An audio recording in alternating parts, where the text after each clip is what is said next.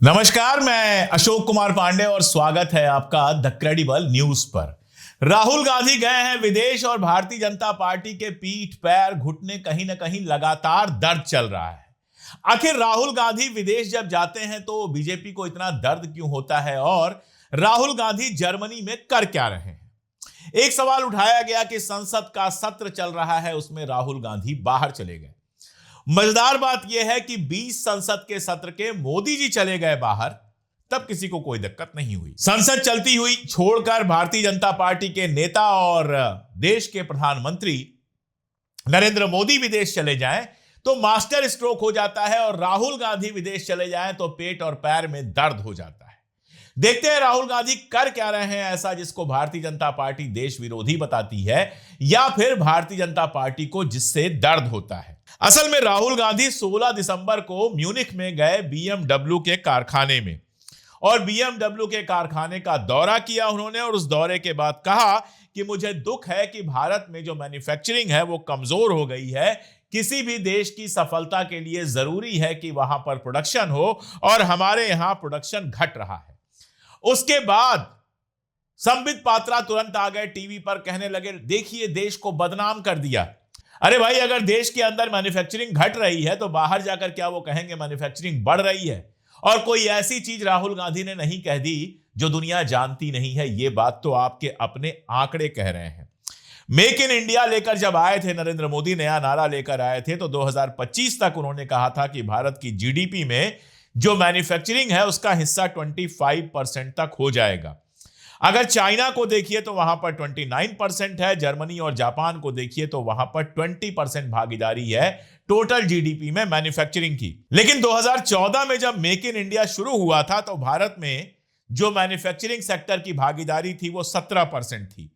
2023 में, यानी उसके तकरीबन 10 साल बाद, बढ़ने की जगह घटकर लगभग 13% रह गई और 2024 में 12.53 से 13% के बीच में है। यानी जिसको बढ़ा के 25% करना था वो और कम होकर आधा हो गया है। आप तुलना कर लीजिए, चाइना में ये 29% है, जर्मनी जापान में 22% है और हमारे यहां 12.5 से 13% के बीच में है। मेक इन इंडिया इस देश का सबसे बड़ा फेल्योर साबित हुआ है। हमारे यहां कुछ नहीं बन रहा। मैं बार बार कहता हूं कि अगर आप सिगरेट पीते हैं और लाइटर यूज करते हैं तो लाइटर भी चाइना से बन के आता है, हमारे यहां बन नहीं पाता है। इसीलिए एक्सपोर्ट हमारा लगातार घटता जाता है, इंपोर्ट हमारा लगातार बढ़ता जाता है। हम बाहर से चीजें खरीदते हैं और इसमें जब रुपए की वैल्यू गिरती जा रही है तो बाहर से जो हम खरीद रहे हैं उसकी लागत बढ़ती जा रही है और देश की इकॉनमी का सत्यानाश हो रहा है। उसमें अगर विपक्ष का नेता ये कह देता है बात तो इतनी मिर्ची क्यों लगती है? उससे कुछ सीखना चाहिए संबित पात्रा। तुम्हारे पार्टी में ऐसे लोग हैं जो कहते हैं कि भारतीय पॉकेट में रुपया लेकर घूमता है, डॉलर लेकर नहीं घूमता है। ऐसी बेवकूफाना बात करते हैं। उससे अगर तुम्हारे देश की बेइज्जती नहीं होती तो राहुल गांधी जो कह रहे हैं वो तो हकीकत है, उससे देश की बेइज्जती कैसे हो सकती है? असल में भारतीय जनता पार्टी का दर्द यह है कि राहुल गांधी को वैश्विक मंचों पर बुलाया जाता है और पूरी इज्जत दी जाती है। जर्मनी में उन्होंने एक और बात कही। आरएसएस के जो चीफ हैं मोहन भागवत, उनके बयान का जिक्र किया। मोहन भागवत ने यह कहा था कि दुनिया सच को नहीं ताकत को देखती है। सच को छोड़कर ताकत पर भरोसा करना हिटलर जैसे तानाशाहों का काम है और आरएसएस तो पहले से हिटलर की बड़ी प्रशंसक रही है, मुसोलिनी की प्रशंसक रही है। आरएसएस के एक बड़े नेता गए थे मुसोलिनी से मिलने के लिए। मैंने उस पर एक बहुत डिटेल वीडियो बनाकर आपको बताया था कि कैसे हिटलर और मुसोलिनी की तर्ज पर आरएसएस को बनाया गया था। तो उनका कहना है कि सच बड़ा नहीं है, ताकत बड़ी है। यानी अगर आप मुकदमा लड़ रहे हैं किसी से और आप सच के साथ हैं तो मोहन भागवत के हिसाब से आपको उसके साथ होना चाहिए, या न्याय को और देश को उसके साथ होना चाहिए जिसके पास ताकत है, उसके साथ नहीं होना चाहिए जिसके पास सच है। यानी गुंडों का राज चलना चाहिए एक लाइन में, जिसकी लाठी उसका भैंस एक लाइन में। यह बात आरएसएस के चीफ कह रहे हैं। राहुल गांधी ने बिल्कुल सही सवाल उठाया कि हमारा जो कल्चर है, हमारी जो संस्कृति है वो सत्य पर आधारित है। हमारे यहां कहा जाता है सत्यमेव जयते। सत्य की ही अंत में विजय होती है।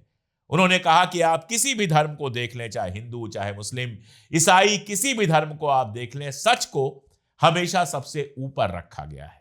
दरअसल ज्ञान की तलाश जो होती है और ईश्वर की तलाश जो होती है, वो सच की तलाश के रूप में देखा गया है। सच को अगर आप तलाश ले तो ईश्वर मिल जाएगा, ऐसा हमारे धर्मों में कहा गया है। और ये धार्मिक नेता बनते हैं मोहन भागवत, ये ताकत की बात करते हैं।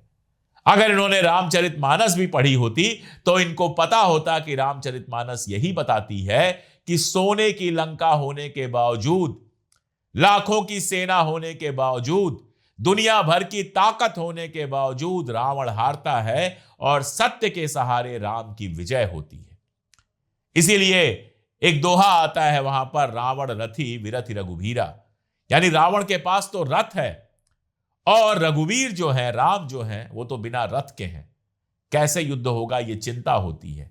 लेकिन आप जानते हैं कि उस युद्ध में कौन जीतता है? उस युद्ध में राम की जीत होती है। और हमारे यहां तो जो दीपावली मनाई जाती है वो असत्य पर सत्य के जीत के रूप में मनाई जाती है। उस सत्य के सामने ताकत को बड़ा कह रहे हैं मोहन भागवत, और राहुल गांधी अगर उसकी आलोचना कर रहे हैं तो भारतीय जनता पार्टी को दिक्कत हो रही है। राहुल गांधी वहां जिस कार्यक्रम में गए हुए हैं, प्रोग्रेसिव अलायंस का कार्यक्रम है, जिसमें दुनिया भर के कई राष्ट्राध्यक्ष हैं, कई देशों के राष्ट्रपति प्रधानमंत्री हैं और कई देशों के विपक्ष के नेता हैं। दर्द यह है भारतीय जनता पार्टी का कि ये तो अपनी वाली कर लेते हैं। पुतिन जब भारत में आए तो राहुल गांधी से उनको नहीं मिलने दिया गया, लेकिन दुनिया में राहुल गांधी को पूछा जा रहा है, दुनिया में राहुल गांधी को भारत के प्रोग्रेसिव रिप्रेजेंटेटिव के रूप में देखा जा रहा है, उनको बुलावा आ रहा है। और दुनिया में राष्ट्राध्यक्षों के साथ, पूर्व राष्ट्राध्यक्षों के साथ और विपक्ष के नेताओं के साथ राहुल गांधी मिल रहे हैं। वैसे एक दर्द और भी है। मोदी जी की पिछले विदेश यात्रा की एक तस्वीर आई थी। उस तस्वीर में ऐसा लग रहा था कि उन्होंने कान में कोई कुंडल पहना हुआ है। जो स्पेशलिस्ट है उनका बताना है कि वो कुंडल नहीं है, वो एक ऐसा ऑपरेटस है, एक ऐसा यंत्र है जिससे किसी भी भाषा में बोला जाए, आप जिस भाषा में चाहें सुन सकते हैं। आप जानते हैं आजकल मोबाइल में भी बहुत ऐसे ऐप आते हैं कि आप विदेश जाते हैं, मान लीजिए वहां की भाषा नहीं आती है, तो आप अपनी भाषा में बोलते हैं, विदेशी को उसकी भाषा में सुनाई देता है और विदेशी जो आपसे बोलता है उसकी भाषा में आपको सुनाई देता है। अब आप जानते हैं कि मोदी जी को अंग्रेजी आती है लेकिन बहुत अच्छी नहीं आती है और वैश्विक मंचों पर कई बार हंसी के सहारे इसको दबाने की कोशिश करते हैं। सामने वाला कुछ कह रहा होता है, उनको समझ में नहीं आता है, हंस देते हैं। वो शायद इस बार इसी बेइज्जती से बचाने के लिए उनको ये यंत्र दिया गया था। लेकिन राहुल गांधी अंग्रेजी भी अच्छी तरह से जानते हैं, यूरोप में रहे हैं, वहां के बड़े इंस्टीट्यूट्स में उनकी पढ़ाई हुई है, तो विदेश के नेताओं से बात करते समय उनको कोई दिक्कत नहीं होती। वो बराबरी में बात करते हैं, जिस भाषा में सवाल आता है उसी भाषा में यानी अंग्रेजी में जवाब देते हैं, अंग्रेजी में ज्यादा सहज हैं। शायद इसकी वजह से भी भारतीय जनता पार्टी के लोगों को ईर्ष्या होती हो। लेकिन भारतीय जनता पार्टी को याद रखना चाहिए कि राहुल गांधी संसद के अंदर विपक्ष के नेता हैं।